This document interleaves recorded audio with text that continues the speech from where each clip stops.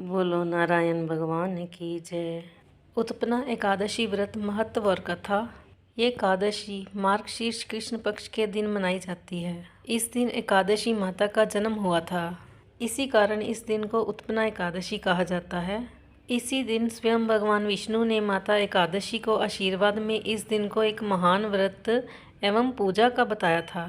प्रति माह 2 एकादशी का महत्व पुराणों में निकलता है। सभी का फल एक समान एवं उत्तम होता है। माना जाता है कि उत्पन्ना एकादशी का व्रत रखने से मानव जाति के पहले और वर्तमान दोनों पाप मिट जाते हैं। जो भक्तजन हर महीने आने वाली एकादशी का व्रत शुरू करना चाहते हैं, वे लोग उत्पन्ना एकादशी से ही अपना एकादशी के व्रत शुरू करते हैं। उत्पन्ना एकादशी के दिन विष्णु भगवान ने राक्षस मुरसुरा को मारा था, जिसके बाद से उनकी जीत की खुशी में इस एकादशी को मनाया जाता है। इस एकादशी में मुख्य रूप से भगवान विष्णु और माता एकादशी की पूजा आराधना की जाती है। उत्पन्ना एकादशी व्रत कथा। स्वयं श्री कृष्ण ने युधिष्ठिर को एकादशी माता के जन्म की कथा सुनाई। सतयुग के समय एक महाबलशाली राक्षस था जिसका नाम मुर था।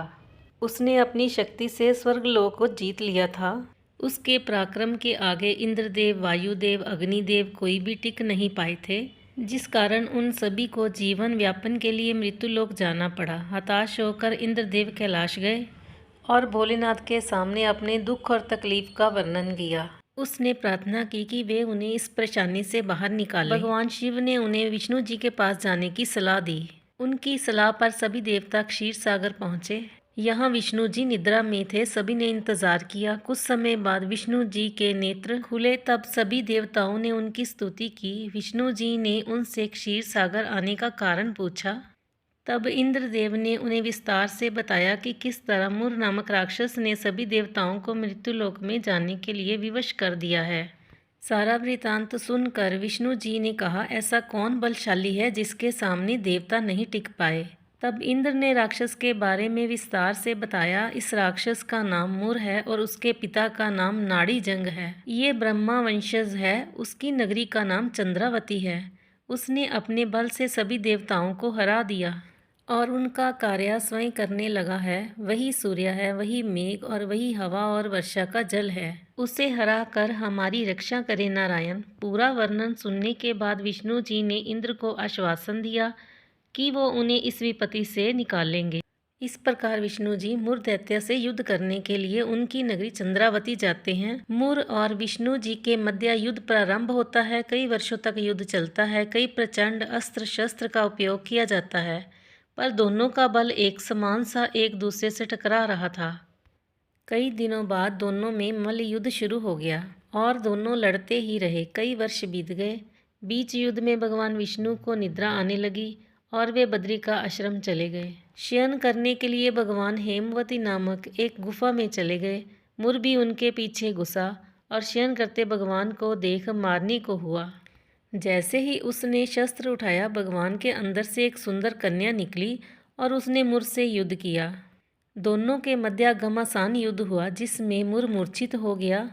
बाद में उसका मस्तक धड़ से अलग कर दिया गया। उसके मरते ही दानव भाग गए और देवता इंद्रलोक को चले गए। जब विष्णु जी की नींद टूटी तो उन्हें अचंभा सा लगा कि ये सब कैसे हुआ। तब कन्या ने उन्हें पूरा युद्ध विस्तार से बताया, जिसे जानकर विष्णु जी प्रसन्न हुए और उन्होंने कन्या को वरदान मांगने को कहा। तब कन्या ने भगवान से कहा, मुझे ऐसा वर दें कि अगर कोई मनुष्य मेरा उपवास करे तो उसके सारे पापों का नाश हो और उसे विष्णुलोक मिले। तब भगवान विष्णु ने उस कन्या को एकादशी नाम दिया और कहा कि इस व्रत के पालन से मनुष्य जाति के लोगों के पापों का नाश होगा और उन्हें विष्णुलोक मिलेगा। उन्होंने ये भी कहा कि इस दिन तेरे और मेरे भक्त समान होंगे। ये व्रत मुझे सबसे प्रिय होगा, जिससे मनुष्य को मोक्ष प्राप्त होगा। इस प्रकार कहकर भगवान चले जाते हैं और एकादशी का जन्म सफल हो जाता है।